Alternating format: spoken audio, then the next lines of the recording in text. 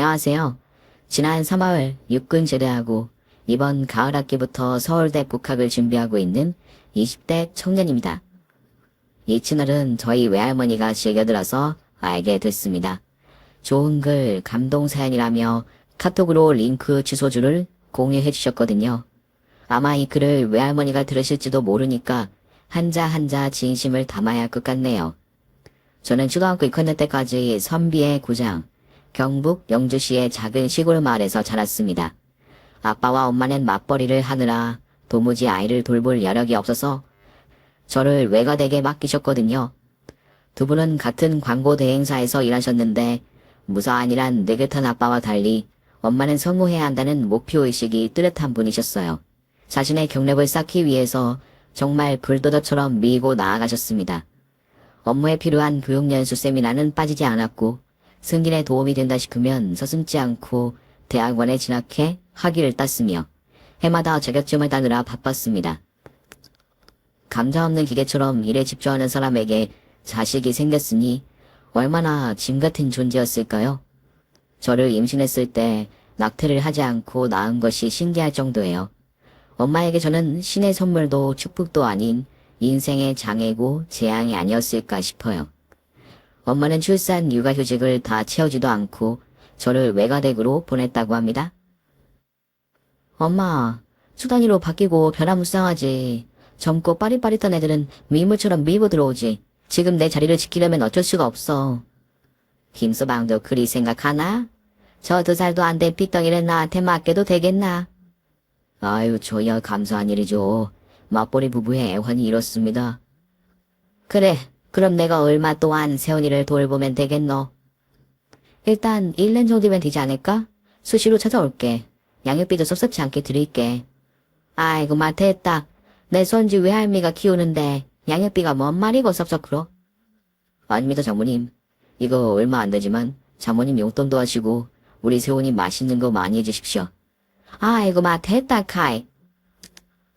그렇게 저는 2살도 안 돼 외가댁에서 지내게 되었고 1년만 더 하던 것이 13살이 될 때까지 자그마치 11년을 외할머니 품에서 보냈습니다.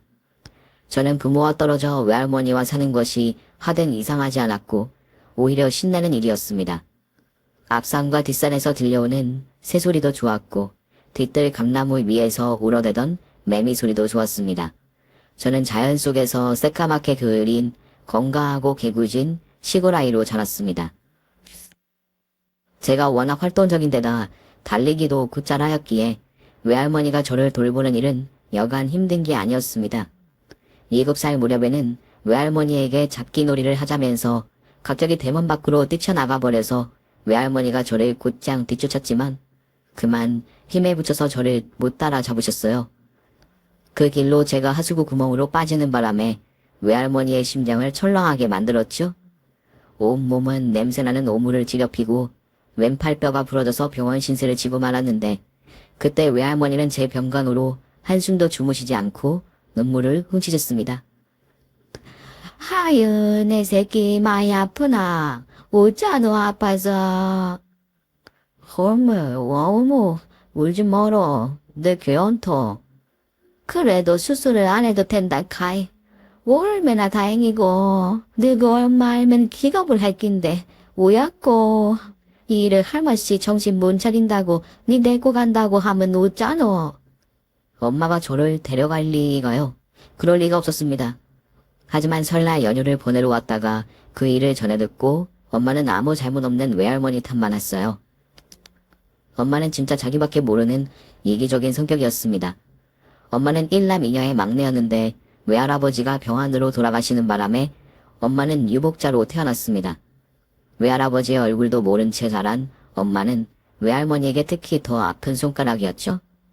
유복자로 아비의 사랑을 모르고 자란 데다 가정 형편이 어려워 제대로 먹이지도 입히지도 못했다는 미안함이 있었거든요. 엄마는 유난히 약골로 자랐지만 성질은 보통이 아니었대요. 이모와 외삼촌과 나이 차이도 꽤 많이 나서 때를 쓰며 고집을 부리면 자신이 원하는 것을 얻는다는 걸 몸소 체득하면서 유난히 욕심 많은 아이로 성장했고 그 결과 고등학교 때부터 서울로 유학을 떠났고 그렇게 꿈꾸던 광고쟁이가 될 수 있었습니다. 흐트러진 모습을 보이지 않기 위해서 똑단발머리 아니면 짧은 커트에 하이힐을 신고 머리부터 발끝까지 풀 청작을 해왔고 일도 굳잘해서 아빠보다 더 빨리 승진을 했습니다. 아빠는 엄마와 입사 동기였어요. 입사 1년차 아무것도 모르고 뺑이를 치던 시절 밤샘 작업에 지친 동기들이 대부분 떡진 머리로 사무실을 좀비처럼 오갈 때 어디선가 비누 향기를 풍기며 머리카락을 찰랑찰랑 도도하게 걸어오는 엄마를 보고 아빠는 반해버렸다고 했어요. 아빠로서는 죽었다 깨어나도 할 수 없는 엄마의 철저한 자기관리를 동경하던 마음이 점차 애정과 사랑으로 변했다고 합니다. 엄마는 이보다는 인간관계를 더 중시하는 아빠의 사람 됨됨이에 호기심을 느꼈고 서로 다른 면에 이끌려서 사귀게 되었으며 회사 사람들의 경악과 충격 속에 두 사람은 결혼을 했습니다. 아빠의 유혹과 회유에 꼬드김에 넘어가서 저를 임신하고 낳기는 했지만 아이보다 일이 더 우선인 엄마에겐 육아보다 직장생활이 더 중요했죠. 엄마에게 경력을 쌓는 일이 얼마나 중요한지 잘 알기에 아빠도 어쩔 수 없이 저를 외할머니 댁에 보낼 수밖에 없었대요. 저희 친할머니는 일찍 돌아가셨고 아빠도 직장을 다녀야 했으니까요. 엄마는 육아의 책임과 의무를 전적으로 외할머니에게 다 맡기셨어요. 할머니는 2번 다시 손자가 병원 신세 지는 일은 없을 거라고 했지만 저는 끊임없이 사고를 쳤습니다. 복숭아 통조림 깡통을 까먹고 놀다가 깡통을 안은 채 대처마루 아래로 떨어지면서 오른쪽 노언저리가 찢어지기도 했고요. 친구들과 당산나무 꼭대기에 오르기 내기를 하다가 나무에서 떨어져 다리 깁스를 하기도 했어요. 그때마다 외할머니는 피투성이가 된 저를 꼭 껴안고 병원으로, 보건소로, 한의원으로 다니셨습니다. 지금도 훈장처럼 제 얼굴과 다리에는 그때의 흉터들이 고스란히 남아있습니다. 아무리 말썽을 피워도 외할머님은 큰소리 한번 내는 일 없이 바쁜 농사일 중에도 저를 살뜰하게 보살펴 주셨습니다. 부모님과 인연이 깊지는 않았지만 시골 생활 덕분에 저의 체력은 도시의 또래 친구들보다 월등했고 정서적으로도 꽤 안정되었던 것 같아요. 그런데 초등학교 6학년 서울 집으로 돌아오게 되면서 저는 처음으로 인생의 쓴맛을 보게 됐습니다. 그때까지만 해도 저에게 엄마와 아빠는 명절이나 기념일에 만나는 가까운 친척 같은 존재였고 외할머니가 저의 엄마이자 아빠나 다름없었죠. 그런데 갑자기 시골 집을 떠나 서울에 있는 엄마 아빠 집에서 살아야 한다는 말을 듣고 저는 땅이 꺼지는 충격에 빠졌습니다. 할매, 내는 할매랑 같이 살기다. 서울 안 갈기다. 거기 싫다. 할매, 내 보내지 말어. 안 된다 캐라. 내랑 살자. 내 새끼 왜 하면 좋노. 이제는 오매랑 애비랑 살아야지. 천년만년 할미랑 왜 살겠노? 싫다고. 내는 여자 산다고. 엄마 아빠는 서울에서 살고 뭐가 문젠데. 아이고 내 새끼 고마우라라. 돈이 다 퉁퉁 부었다. 아이고 사심이야. 그만 좀 해. 누가 보면 내가 두 사람 떼어놓는 악당인 줄 알겠어. 이수야, 세훈이 초등학교 졸업할 때까지 이어있으면 안 되겠나? 중학교 때 올라봐도 안 되겠나? 엄마, 중학교 내신 준비를 하려면 지금도 늦었어. 공부 습관이 얼마나 중요한 건데. 안 그래도 이서방이 얼마나 눈치를 준다고. 니 일한다고 바쁜데 그렇게 너 개 않겠나? 좀 있으면 중학교 가잖아. 그 정도면 제 아까린 정도는 알아서 하겠지. 안 그래? 이세훈 그래 안 그래? 저는 안 갈 깁니다. 할매 내는 안 갈 기다. 알았지? 나는 여자 할미라 산다. 맞지? 아유 눈꼴시려 못 봐주겠네. 사투리까지 촌티 장렬이고 얼굴에는 구중물이 덕지덕지 붙어서는. 고마 됐다라. 엄마 뭐해? 얼른 제 짐 싸줘. 내일 데리고 갈 거야. 전화 수속하고 할 일이 태산이야. 진짜 내가 여름 휴가를 아들 전압으로 다 보낸다. 에휴. 외할머니 품을 떠나지 않으려고 울고 불고 매달렸지만 결국 저는 엄마와 아빠를 따라 서울로 올라와야 했습니다. 외가댁을 떠나던 날 외할머니는 제 손에 용돈을 쥐어주시면서 부디 건강하게 엄마 아빠 말 잘 들으라고 눈물로 당부를 하셨어요. 세훈아, 이거 꼭 필요할 때 쓰래.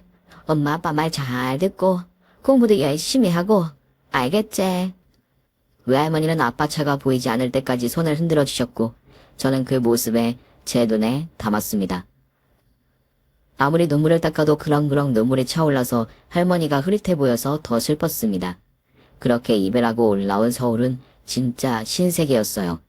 수많은 사람들과 고층 빌딩, 쏜살같이 내달리는 자동차들과 땅 밑으로 달리는 지하철. 저는 문화충격에 눈이 휘둥그레졌어요. 집에서 걸으면 5분도 안 되는 초등학교에 전학기 쓸 때도 서울말을 쓰는 얼굴 하얀 친구들이 무섭고 낯설어서 당장 시골 외가댁으로 달려가고 싶었지요. 무엇보다 외할머니가 제일 그리웠습니다. 처음 서울 생활에 적응하는 게 너무 힘들어서 매일 밤 아무도 모르게 울었던 기억이 납니다. 아빠는 저를 위해 일찍 퇴근을 해서 저와 시간을 보내려고 애쓰셨습니다. 세훈아, 밥 먹자. 아빠가 세훈이 좋아하는 카레 만들었다. 왜 입을 삐죽삐죽. 세훈이 카레 좋아하잖아. 전에 잘 먹었던 것 같은데. 네, 카레 안 좋아하는데요. 진짜? 아빠가 몰랐네. 미안. 그러면 우리 세훈이 뭘 좋아할까? 아빠가 세훈이 좋아하는 걸로 다시 만들어줄게. 뭐 됐어요. 엄마는 얼굴 보기가 힘들었어요. 엄마는 제 생활의 모든 것을 성적표로 판단하는 사람이었습니다. 초등학교 시절 내내 산으로 들로 놀러 다녔던 제가 성적이 좋을 리가 없었죠. 엄마는 일찌감치 저에게 실망하시고 저를 포기한 것 같았어요. 솔직히 저는 정이 들지 않아서 서울 집은 기숙사 같았고 엄마는 사감 선생님 같았어요. 이른 새벽에 문득 눈을 떴을 때 언제부터인가 습관처럼 옆을 바라보며 외할머니의 채취를 찾아 헤매곤 했습니다. 얼마 전만 해도 분명히 내 옆에 같이 계셨는데 보이지 않는 외할머니를 생각하며 울고 불고 떼를 쓰고 입맛도 없어서 밥도 먹지 않았습니다. 하루하루 말라가는 저를 보던 아빠는 결국 외할머니와 같이 살자고 제안을 하셨어요. 저를 보내고 극심한 우울증에 시달렸던 외할머니는 흔쾌히 그 제안을 수락하셨습니다. 장모님, 절대 고향 떠나서 못 살겠다고 하신 말씀이 걸려서 차마 말씀 못 드렸는데요. 장인어른 돌아가신 지도 꽤 됐고 장모님 기력도 예전 같지 않으시니 저희와 함께 사는 건 어떠세요? 세훈이랑? 예, 세훈이가 새벽마다 너무 울어서 아파트 주민들 민원이 많이 들어와서요. 세훈이 건강도 걱정되고 장모님만 괜찮으시면 저희랑 같이 살았으면 합니다. 엄마, 고향에 꿀 발라둔 것도 아닌데 우리 집으로 와. 엄마 그렇게 아끼는 세훈이 생각해서 사실 학기 동안에는 학원 뺑뺑이를 돌리며 퇴근 시간까지 버틸 생각이었는데 방학에는 어떻게 시간을 채워야 할지 막막해. 엄마 좀 도와줘. 결국 그해 늦가을 외할머니는 정든 고향집을 정리하고 서울의 엄마 아빠 집으로 올라오셨어요. 저 하나 때문에 엄청난 희생을 하신 거예요. 그런데도 저는 어려서 몰랐습니다. 그저 할머니 품에서 잠들 수 있다는 것에 마냥 기쁘기만 했습니다. 그렇게 아빠는 20년 동안 저에게 따뜻한 밥을 차려주셨어요. 엄마의 빈자리가 느껴지지 않도록 따스하게 채워주셨습니다. 밀린 청소와 식사, 특유의 꼼꼼함으로 집안 정리, 청소까지 외할머니는 각종 집안의 굳은 일을 도맡아 해주셨어요. 그리고 매년 꼬박꼬박 외할머니가 손수 차려주시는 생일상을 받았습니다. 그것도 과분하게 받았습니다. 외할머니는 시골 학교 친구들을 초대하고 사진도 찍고 매년 생일 이벤트를 거하게 차려주셨어요. 내 생일에는 할머니 친구들도 오셨고 먼 친척분들도 왔습니다. 오직 나를 위한 잔치쌈을 성대하게 만들어 주셨어요. 서울에 와서도 변함없이 생일상을 차려주셨고 그건 대학교 다닐 때까지 계속됐습니다. 외할머니가 생일 파티를 왜 해주시는지 말씀하신 적이 없었어요. 그냥 내 생일이 되면 당연하게 나는 친구들에게 우리 집에 와서 같이 놀자고 했고 맛있는 것을 먹고 사진 찍고 놀았습니다. 생일상은 대학에 들어갈 때까지 계속 정작 저는 외할머니의 생신날을 모릅니다. 모른다는 것도 몰랐다고 해야 하나? 외할머니도 분명 당신 생신에 미역국을 끓이셨을 텐데 기억에 남아있지 않아요. 엄마는 현금이나 백화점 상품권을 주면서 내가 사고 싶은 걸 사라고 하셨어요. 그러고 보니 엄마가 할머니 생일상을 차리는 것도 본 적이 없네요. 할머니 환갑잔치도 기억나지 않습니다. 참 이기적인 엄마지요. 외할머니의 헌신 덕분에 엄마는 아무런 걱정 없이 직장에서 승승장구했습니다. 제작 CP로 활약하면서 이제 제작 본부장이 되기 위해 혼신의 힘을 다할 때 아빠는 광고 제작 파트에서 밀려나 한직으로 이동을 하셨습니다. 고객센터처럼 민원인들 전화 받으면 드는 곳이라 마음 편하고 시간은 널널해서 오히려 좋아하셨습니다. 하지만 이때부터 두 사람 사이가 삐걱삐걱 되면서 자기 경력에만 욕심 있는 엄마랑 아빠가 자주 싸우셨어요. 당신 해도 너무한다. 어제 그제 오늘 다 야근이라니. 무슨 회사가 당신 없으면 안 들어가는 줄 알아? 그거 다 착각이야. 내가 없어서 안 들어가는 회사. 그런 회사는 망조가 된 회사지. 그게 제대로 된 회사야? 하, 참나. 고객 민원센터에 한가하게 앉아있는 당신이 뭘 알아? 지금 내가 얼마나 살얼음판을 걷는 줄 알아? 여긴 그야말로 전쟁터야.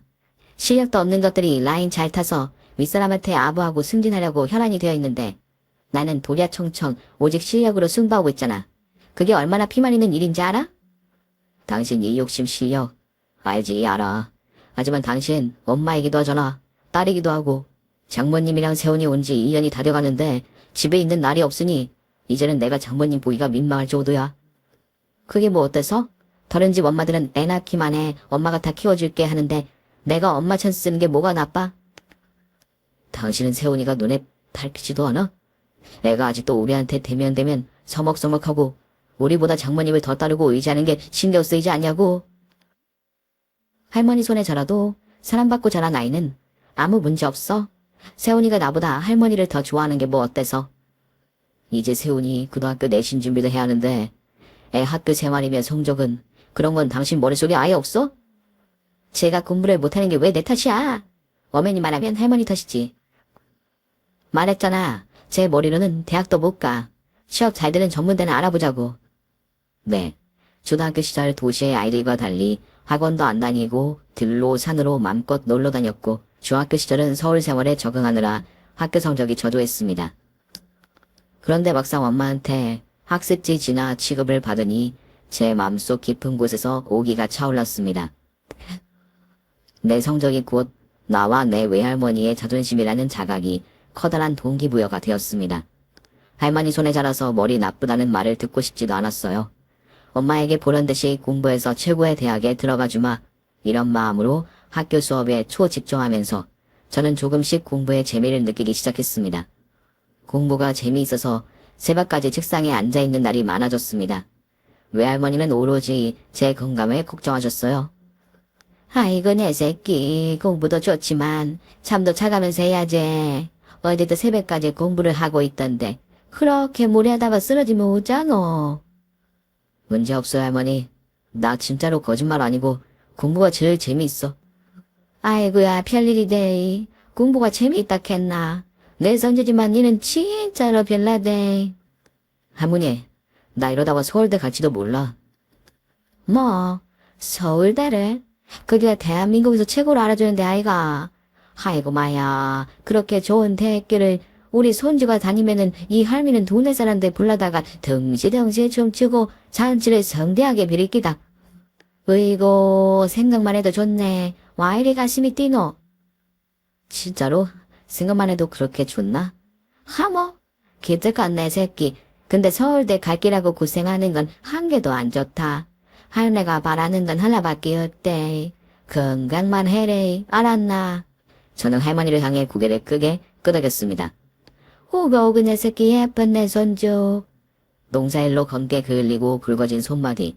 할머니의 거친 손이 제 머리를 부드럽게 쓰다듬어 주었습니다. 할머니의 기대와 지지를 받으며 열심히 공부한 결과 저는 중학교를 졸업할 무렵에는 정규 10대 안에 들었고 고등학교 1학년 가을 서울대 공대를 목표로 공부하겠다고 부모님과 선생님께 말씀드렸을 때 학교 선생님의 반응은 이랬습니다. 아무리 모의고사 성적이 좋아도 과학고 출신이 아닌데 서울대 공대 합격은 쉽지 않을걸? 다른 전공을 찾아보지 않을래? 엄마의 반응도 제 성적을 미심쩍어 하셨습니다. 중학교 3년 팽팽 놀더니 갑자기 서울대라니? 무슨 바람이 분 거니? 아니면 잘 찍은 건가? 혹시 컨닝한 건 아니고? 아빠는 무작정 저를 응원해 주셨고요. 우리 아들이 전교 10등 했잖아. 잊었어? 조금만 더 공부하면 서울대 공대쯤이야 가뿐하게 들어가지. 누굴 닮아서 이렇게 똑똑한 거야? 뭐 먹고 싶어? 아빠 다 사줄게. 외할머니는 그저 제 걱정만 하셨죠. 서울대도 힘들고 전공 공부도 어렵다며. 그냥 편하게 대충대충 아무 대학이나 들어가면 안 되나? 할머니, 내 걱정 하다 마요. 자신 있으니까. 할머니가 아프지 말고 오래오래 사셔야죠. 내 효도까지 다 받으시고 100살 넘어까지 오래오래 사는 거예요. 알겠죠? 그렇게 저는 서울대 공대를 목표로 공부에 매진했습니다. 처음에는 자충우돌했으나 결국 온 마음을 다해 공부하면 즐거워진다는 사실을 깨닫고 공부의 재미에 푹 빠졌습니다. 본격적으로 대학 진학을 준비를 하면서부터 스트레스도 많이 받고 특히 시험이 다가올수록 불안감과 걱정도 커졌습니다. 이때 외할머니 덕분에 저는 힐링의 시간을 가질 수 있었습니다. 외할머니와 함께 잠시 밖으로 나가 따스한 햇살을 맞으며 걷거나 저를 위해 만들어주신 맛있는 간식을 먹으면서 스트레스를 줄이고 좋은 에너지를 충전했습니다. 외할머니가 챙겨주시는 깨끗하게 다림질된 옷을 입었고 공부방과 집안 구석구석을 빈틈없이 정리정돈해주신 덕분에 집중은 더 잘 됐습니다. 게다가 어디서 구했는지 서울대학교 입학 수기들을 읽고는 수험 생활에 필요한 건강식과 학습 분위기를 만들어주셨어요. 그리하여 저는 고등학교 졸업식 날 저는 전교생들의 시선을 받으며 단상 위로 올라가 우등상을 받았습니다. 서울대 공대 수석 합격이라는 영광을 안았거든요. 이날도 여전히 일 때문에 바빠 졸업식에 참석하지 못한 엄마를 대신해서 외할머니가 오셨어요. 외할머니는 눈물을 글썽이며 저를 바라보며 계셨어요. 저는 상장을 들고 단상에서 내려가자마자 외할머니를 힘껏 안았고 그 순간 내 등 뒤로 많은 사람들의 박수 소리가 들려왔습니다. 정말이지 저는 외할머니의 도움으로 서울대를 갔다고 해도 과언이 아닙니다. 외할머니는 제가 서울대학생이 된 것을 몹시 자랑스러워 하셨습니다. 동네 사람들 내 말 좀 들어보소. 우리 손주 서울대 합격했어요. 대단하지요. 엄청나지요. 우리 손주 만세입니다. 외할머니는 약속대로 경로당에 가셔서 자랑을 하셨고 덩실덩실 어깨춤을 추었으며 축하떡까지 돌리셨어요. 할머니는 정말 제 부모님이나 다름없었습니다. 그런 할머니도 어느덧 80대가 되셨어요. 그동안 저도 군대도 제대하고 복학을 준비하는 20대 중반의 청년으로 성장했고요. 세월 앞에 장사 없다고 하지만 탈순을 넘긴 지 얼마 안 됐을 때 조금씩 이상한 언행을 하기 시작하셨습니다. 내가 분명히 가득 채워놨는데 누가 가져갔노? 귀신이 kok할 어르시네. 할머니 왜? 냉장고 문을 열고 그러고 있어? 야, 내가 이 단지에 맛있게 익은 고추장을 가득 채워놨거든. 근데 누가 몰래 반을 훔쳐가 뻗다. 누군지 몰라도 참. 그거 엄마랑 아빠가 먹은 거 아니야? 아니다. 내가 사회전 랩했을 때만 해도 그대로 했거든. 글씨 이 집에 도둑이 있다. 세훈아, CCTV 있지? 그거 좀 여기 달아라. 누가 훔쳐가는지 보자. 그럴 때 할머니의 얼굴이 처음 보는 험상궂은 표정이라 저는 꽤 놀랐습니다. 그리고 현관 비밀번호와 핸드폰 잠금 해제 패턴을 계속 잊어버리셨어요. 현관 비밀번호를 누르다가 포기하고 문 앞에 앉아 제가 학교에서 돌아오기를 기다린 적도 계셨습니다. 할머니 고수 뭐해? 이상하다. 분명히 제대로 눌렀는데 문이 안 열린다. 비밀번호 까먹었어? 알지. 나를 물어보노. 뭔데? 말해봐. 그게 와이라노? 내가 생각이 안 난다. 그러다가도 다음 날이면 아무 일도 없었다는 듯이 현관 비밀번호를 가볍게 누르고 들어오셨어요. 건망증인가 싶었어요. 머릿속에 지우개가 잠시 그 순간에 나타나서 그 기억만 지웠다가 다시 돌아오는 느낌이었습니다. 어떤 날엔 문득 이런 질문도 하셨어요. 야야, 내가 몇 살이고? 할매 나이? 내 나이가 지금 몇이고? 작년에 80잔치 했잖아. 호주 이모랑 영천, 외삼촌도 왔었는데. 기억 안 나? 그래서 내 나이가 81하라고? 아이고 할 맛이 나이만 억수로 막았네. 내가 벌시로 80이 남았다고. 아이고야. 할머니 왜 그래? 장난치지 마라. 할머니의 연세가 80이 넘었다는 걸 알려드리면 할머니는 기겁을 하셨습니다.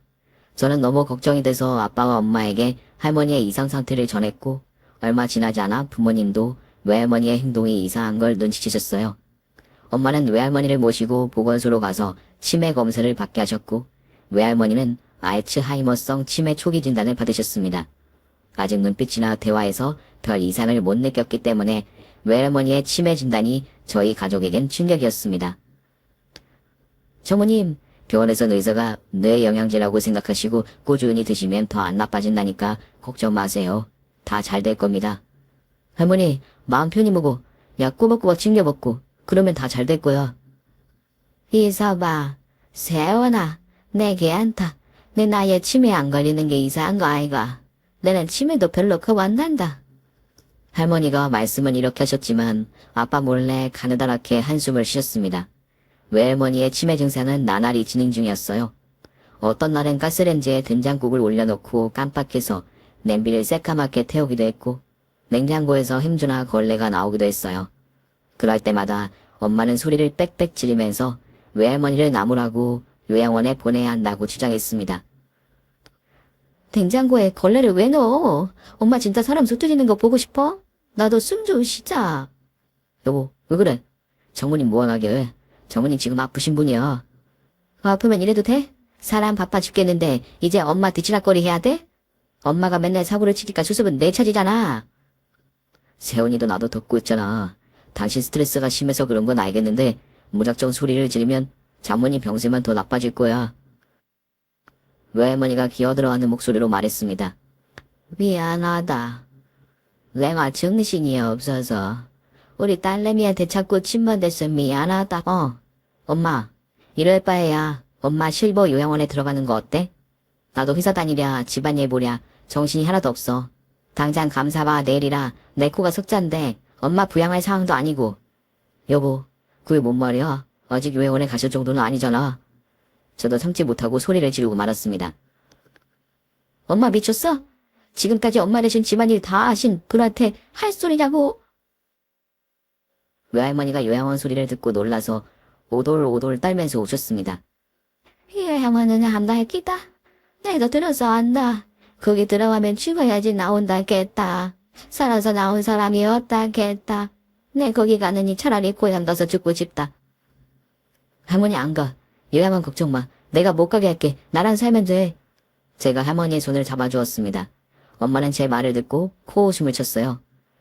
뭐? 너랑 살아? 네가 서울대 들어왔다고 눈에 뵈는 게 없나 보네? 네가 무슨 수로 치매 노인 간병을 할 건데? 그게 말처럼 쉬운 줄 알아? 그냥 노인네하고 사는 것도 쉽지 않아. 이 철다선이야. 그리고 엄마는 고향집 다 정리하고 와놓고 거길 왜 가? 엄마 혼자 시골집에 살면, 그것도 치매 노인이 혼자서 살면 사람들이 우리 어떻게 보겠어? 요양원을 제발 보내지 마라. 이수야, 엄마 좀 보래. 엄마 안 보내게제. 엄마가 들은 이야기는 다 거짓말이야. 요즘 시설이 얼마나 좋은데. 전문가들이 보호해주잖아. 나도 안심되고. 엄마, 내 맘도 안 편해. 이수야, 제발 엄마는 싫다, 요양원. 엄마, 정말 너무한 거 아니야? 건강관리에 실패해서 아픈 부모들, 자기 자식 피해 안 지려고 직접 가는 노인들도 많대. 자식들한테 짐될까봐 스스로 입원한다고. 그런 게 진짜 어른 아니야? 그런데 진짜 사랑 아니야? 엄마의 궤변이 하늘을 찌르자 아빠가 외할머니를 방으로 데리고 들어가면서 일단락을 지었습니다. 나신 흥분했어. 이 일은 나중에 다시 의논하자. 모두 신중하게 심사숙고해보자고. 세원이도 씩씩대지 말고 할머니 부축해드려.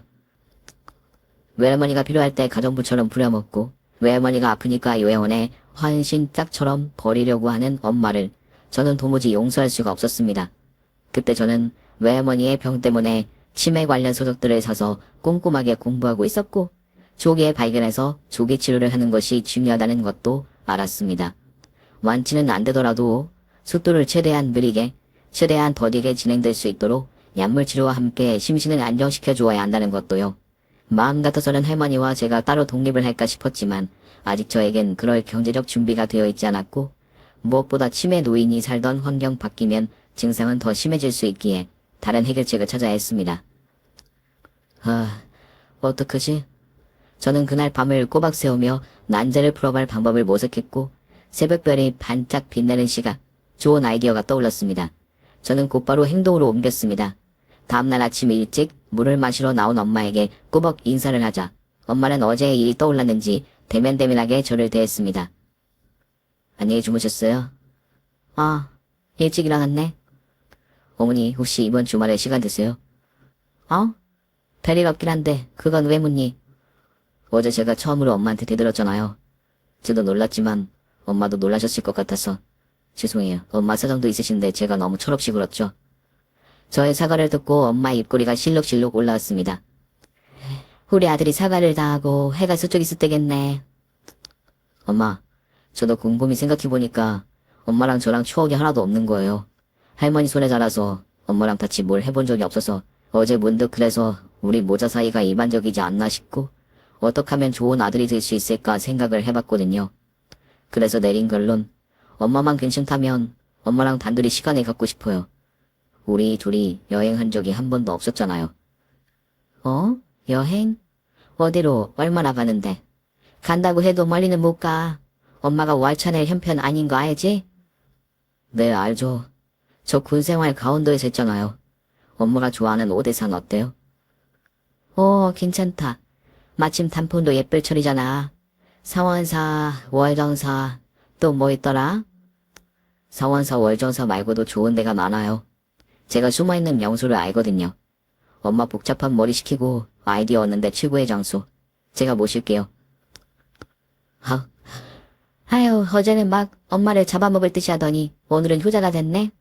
네가 그렇게 나온다면 알았다. 가자. 우리도 한번 모자 여행 해보자. 엄마와 단둘이 처음 떠나는 여행, 즐거울 리 없었습니다. 이 모든 것은 엄마가 정신을 차리도록 만들려는 저의 작전이니까요. 아시죠? 고려장이라고. 옛날 옛적 고려시대에 가난했던 소조들이 행했던 불효의 극치, 고려장. 늙으신 부모님을 지게에 지고 외진 곳에 버리고 오는 만행. 생존이 다급한 상황에서 어쩔 수 없었던 풍습이라고 하기엔 너무 잔인한 이야기인데요. 어딘가 제 사연과 비슷해 보이지 않나요? 엄마가 제 할머니를 그렇게 버리려고 하니 그 불효막심한 고려잠을 제가 한번 해보려고요. 장소는 제가 군 시절 후임과 발견한 자연인의 움막, 제법 산장처럼 꾸며놓았는데 주인장이 돌아가셨는지 아니면 자연을 떠나 도시로 돌아가셨는지 아무도 살지 않는 곳이었습니다. 눈이 호강을 하네. 너무 좋다. 아들하고 와서 그런가 더 좋네. 엄마는 뭔가 어색했는지 별 의미도 없는 말로 쉴 새 없이 떠들어대셨어요. 저는 대충 대꾸도 하면서 차를 산속에 인도로 몰았습니다. 울퉁불퉁 인도를 따라 차를 타고 1시간 정도 올랐을까. 산당으로 가는 갈림길에서 차를 세웠습니다. 엄마 이제부터 걸어야 돼요. 얼마 안 걸리니까 안심해요. 엄마 가방도 제가 들고 갈게요. 야, 아들 군대 다녀오다니 진짜 의젓해졌네. 그럼 이 엄마는 이 자연을 만끽하면서 신산처럼 걸어갈게. 고마워. 엄마는 나비처럼 팔을 나풀나풀 흔들면서 걸어갔습니다. 저는 엄마가 호젓한 샛길로 들어가는 걸 확인하고 엄마 가방에서 짐들을 대충 차 뒷좌석에 던져놓고 빈 가방만을 들고 엄마 뒤를 빠르게 따라갔습니다. 샛길로 15분 정도 걸어서 올라가면 정상이 아닌데도 확 트여서 마치 정상처럼 느껴지는 공간이 나오는데 거기에 우리의 목적지 산장 같은 움막이 있었습니다. 여기 맞아 산장이? 너무 폐가 같은데? 엄마 여기 바깥에서 보면 몰라요. 안으로 들어가면 진짜 잘 꾸며져 있어. 그래? 엄마는 미심쩍어 하면서 움막으로 들어갔습니다. 산장이라기엔 너무 시골집 같은 분위기에 실망하더군요. 아무리 봐도 산장이라기엔 부족한데. 아 모르겠다 피곤하다. 15분 걸어오는 것도 너무 피곤해. 엄마 좀 누워서 잘게. 엄마 그동안 내가 저녁으로 바베큐 만나게 해놓을게요.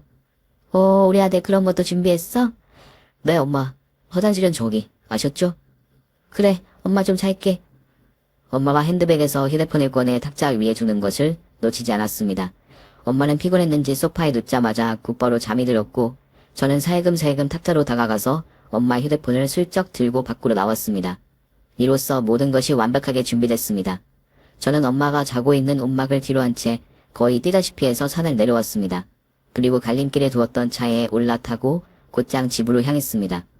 휴대폰도 없이 외딴 산속 움막에서 엄마가 돌아올 수 있는 방법은 새끼 15분. 산행 5시간 30분을 해야지 차들이 오가는 도로를 만날 수 있습니다. 물론 등산객들을 만나 도움을 요청할 수 있겠지만 지금은 니엇니엇 해가지고 있는 시각. 엄마가 랜턴도 없이 움막 밖으로 나와 야간 산행을 할 강심장은 아닐 거라고 예상했습니다. 집에서 깬 엄마를 기다리는 건 아무도 없는 적막뿐인 움막이겠죠. 야밤의 깊은 산속에서 야영을 해본 사람은 아실 겁니다. 바람 소리, 나뭇가지 부딪히는 소리, 그리고 산속의 온갖 짐승들과 새들이 울어대는 소리가 얼마나 크게 들리는지요. 깨악, 깨악, 꼭, 우르렁거리는 온갖 소리들이 바로 내 옆에서 들리는 것처럼 사람을 긴장시키고 불안하게 만드는 것도 없습니다. 아마 엄마도 야밤에 듣는 새들과 짐승들의 울부짖는 생생한 소리에 무섭고 겁이 나서 잠을 자지 못하겠지요. 전기와 수도가 끊겨서 옴짝달싹 못하는 상황에서 엄마가 할 수 있는 건 아무것도 없습니다. 느닷없는 재난에 당황할 엄마를 생각하니 마음 한켠이 짠하기도 했지만 어쩔 수 없었습니다. 금은밤 달도 별도 없는 칠흑 같은 어둠 속에서 홀로 시간을 보내면서 자신이 어떤 삶을 살아왔는지, 자신이 왜 그곳에 방치되었는지 깨닫기를 빌 뿐이었죠. 엄마는 어쩌고 너 혼자 왔어? 갑자기 회사 일이 생겨서 돌아왔어. 엄마는 내일 오신대. 할머니는? 저녁 일찍 드시고 주무신다. 약은 드셨죠? 여부가 있겠습니까, 아드님. 그나저나 너네 엄마 전화도 안 받고 갑자기 뭔 일이냐? 아까 배터리 간당간당하다고 하던데 충전하면 연락되겠지. 걱정 말고 주무세요. 아빠에게는 대충 둘러대고 다음날 점심 무렵 이실직고를 했습니다. 할머니를 버리는 엄마를 혼내주려고 강원도 깊은 산속 움막에 방치하고 휴대폰과 가방을 다 들고 혼자 내려왔다고. 아빠는 당장 엄마를 데리러 가겠다고 하셨지만 길이 엇갈리면 더 곤란하다고 조금만 기다려보자고 했습니다. 엄마가 아침에 해 뜨자마자 움직였으면 아마 지금쯤 산을 다 내려오셨을 거고 사막에 던져넣어도 살아 돌아오실 분이니 히치하이킹을 해서라도 집으로 오고 계실 거예요. 야, 내려오다가 사고라도 당하면 거기 국립공원이라 등산객 때 쉽게 만나요, 아빠. 그래도 안 된다면서 아빠가 엄마를 데리러 갈 채비를 하고 있을 때 엄마에게서 전화가 왔어요. 아침에 눈 뜨자마자 산을 내려오면서 4시간 동안 헤매다가 겨우 만난 등산객의 휴대폰을 빌려서 산악구조대에게 도움을 요청했고 덕분에 무사히 산을 내려올 수 있었다고 합니다. 야, 이 미친놈아. 엄마를 산에 버리고 도망을 쳐? 너 딱 기다리고 있어. 오후 햇살이 길게 들이운 시각. 엄마가 택시를 타고 집으로 돌아오셨습니다. 엄마는 집에 들어서자마자 저를 보더니 따귀를 때렸어요. 미친 새끼. 내가 얼마나 구세했는 줄 알아? 어디 감히 엄마를 속여? 저도 지지 않고 엄마 따귀를 철썩 때렸습니다. 엄마도 놀랐지만 아빠와 할머니가 더 놀라셨어요. 이게 미쳤구만. 엄마가 다시 따귀를 때렸고 저는 지지 않고 또 한 대 따귀를 되돌려 주었습니다. 이거 미친 거 아니야? 여보, 얘 돌았나봐. 지훈아, 엄마한테 무슨 짓이냐? 세아나, 와 이러노. 할머니가 제 팔을 잡으려고 다가왔지만 저는 엄마 앞으로 한 발 더 날아서 되들었습니다. 엄마 아들이니까 엄마한테 보고 배운 들었는데 그게 뭐 어때서? 내가 언제 널 산에다 버리고 빅내서 먹였냐? 내가 언제 너를 미친년처럼 산을 내려오게 만들었냐? 엄마가 할머니 버리듯이 나도 엄마 버린 거야. 뭐? 엄마는 사람도 아니야. 어떻게 아픈 할머니를 요양원에 보내려고 해? 이제 겨우 시작인데 가족의 관심이 제일 필요한 순간인데 벌써부터 할머니를 요양원에 보낼 생각을 해? 엄마는 할머니가 고맙지도 않아. 할머니가 없었으면 엄마가 지금처럼 편하게 살 수 있었을 것 같아? 아니, 절대 못해. 지금 엄마가 누리는 모든 것들 할머니가 있어서 가능했던 거야. 할머니가 없었으면 엄마도 아빠도 나도 뭣도 아니냐고. 내 말을 듣고 할머니가 엉망 우셨습니다. 엄마와 아빠는 고개를 숙이고 말이 없었습니다. 할머니는 나한테 엄마고 아빠고 형이고 누나야. 나에게 가족이 어떤 존재인지 가족이라면 어떻게 해주는지 알려주신 분이 할머니야. 어릴 때 내가 배앓이를 하면 할머니가 밤새도록 내 배를 어루만져 주셨고 내가 팔다리를 다치면 내 손과 발이 되어주셨어. 엄마는 내가 아플 때, 소풍 갈 때, 졸업할 때, 입학 갈 때 내 옆에 있어주지도 않았지만 그때마다 할머니가 엄마 대신 날 데리고 다니셨어. 엄마는 나한테 밥을 몇 번이나 해줬어? 내 생일상은 몇 번이나 쳐줬어? 엄마는 단 한 번도 신경을 쓰지 않았잖아. 할머니가 다 알아서 해줬으니까 엄마 아빠도 없이 보내는 생일에도 나는 외롭지 않았어. 왜? 할머니가 내 생일은 특별한 날이라고. 내가 이 세상에 태어난 일은 좋은 일이라고. 늘 그렇게 말해주셨거든. 엄마 아빠를 미워하지 않도록 지극정성으로 나를 키워주셨어. 근데 엄마는 내 생일 미역국 끓인 적이 있어? 할머니 생일상을 차려준 적이 있어? 그런데도 할머니는 늘 엄마 편이야. 내가 무조건 엄마라고 욕해도 엄마는 그래도 된대. 외할아버지 얼굴도 못 보고 자라서 할머니가 해줄 수 있는 건 다 해주고 싶대. 엄마가 못하는 건 다 할머니가 대신 달래주고 재워주시겠대. 할머니는 끝까지 엄마 편에 있어서 엄마만 미안한데 어떻게 엄마가 할머니를 버릴 수 있어. 어제 그리 말해봐. 나 엄마 나중에 늙고 치매에 걸리면 그대로 벌어버릴 거야. 봐라. 엄마 할머니 예전에 물려보냈잖아. 엄마는 평생 잘 자랄 것 같다. 정신 차리라고. 엄마가 정신이 번쩍 들었는지 비척비척 할머니에게 걸어왔습니다. 그리고 할머니의 손을 마주잡고 눈물로 사과를 했습니다. 엄마, 잘못했어. 미안해. 내가 미쳤나봐. 엄마가 날 어떻게 키우셨는데, 우리 세훈이까지 어떻게 거두셨는데, 내가 너무 이기적이었지? 엄마 용서해줘. 엄마가 아낌없는 나무처럼 언제나 퍼주기만 하니까 엄마 은혜도 모르고 미친년처럼 살았어. 엄마 미안해. 다시는 안 그럴게. 아예 내 새끼 울지 마라. 걔안타. 엄마는 다 걔안타. 엄마는 네 하고 싶은 거 다 하는 게 소원이다. 엄마와 외할머니가 부둥켜 안고 한참을 울었습니다. 그리고는 엄마가 눈물을 닦으며 저에게 웃어 보이셨어요. 야, 이세현. 너 정말 효자네. 할머니가 진짜 너를 잘 키웠네. 이 대견한 자식. 여보, 우리 세연이 진짜 대박이지? 그래, 누구 어들인데 현대판 꾸려잠을 다 보게 만드냐? 그렇게 해서 그놈의 요양원 이야기는 저희 집에 다시는 언급되지 않았어요. 엄마는 퇴임 전에 이루려 했던 인생 계획들을 수정하셨고 광고 대행사를 명예퇴직으로 나오셨어요. 당분간 할머니의 치매 치료에 신경을 더 쓰시려고요. 부디 할머니의 치매 진행 속도가 더디게 진행되기를 빕니다. 엄마는 서툴지만 저녁 식사 준비도 직접 하시고 아빠는 엄마 요리를 먹을 때마다 눈을 동글동글거리면서 고참 신기엄마시네 하면서 엄마를 약올리세요. 저는 복학생으로 학교 생활에 적응할 일이 걱정이 되긴 하지만 이제 새로운 환경에 적응하는 건 이골이 났으니까요. 극약 처방으로 다시 행복을 되찾은 저희 가족 이야기가 여러분에게 어떻게 들리셨을지 궁금합니다. 긴 글 들어주셔서 고맙습니다. 나날이 행복하시길 바랍니다. 오늘 준비한 사연은 여기까지입니다. 재미있게 들으셨다면 구독과 좋아요, 알림 설정까지 눌러주세요. 그럼 저는 다음 사연으로 찾아뵐게요. 오늘도 건강하고 행복하세요.